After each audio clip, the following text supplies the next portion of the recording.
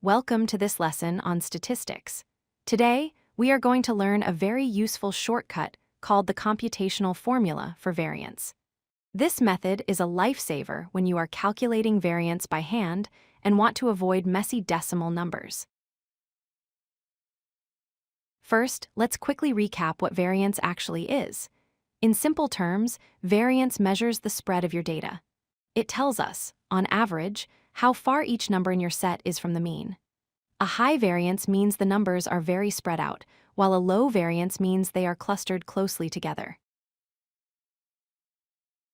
Normally, you might use the standard definition formula. This involves finding the mean and then subtracting that mean from every single number in your list. If your mean is a nice whole number, that is fine. But if your mean is a decimal, like 6.42, subtracting it from every number creates a list of messy decimals. Squaring those decimals makes it even worse, leading to potential rounding errors and a lot of frustration. Enter the computational formula. It looks like this. Instead of dealing with differences, we simply need two things: the sum of the squared values and the sum of the values themselves. We plug them into this structure. Sigma squared equals the sum of x squared divided by n minus the square of the sum of x divided by n. So why should you use this? First, it is efficient.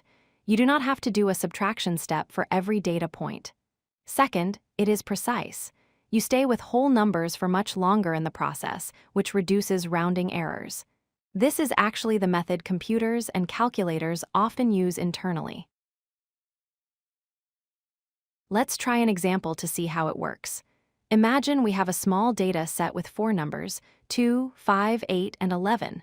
Here, n is 4.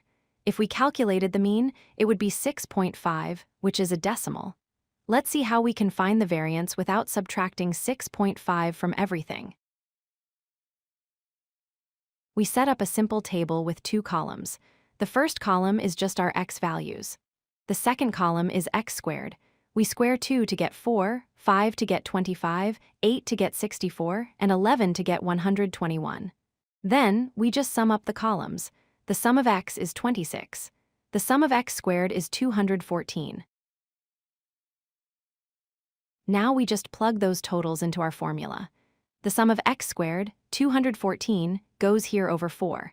The sum of x, 26, goes here over 4, and we square that entire fraction. This simplifies to 53.5 minus 6.5 squared. We finish the math. 53.5 minus 42.25 gives us a variance of 11.25. If we had done it the long way, we would have gotten the exact same number, but this was much faster.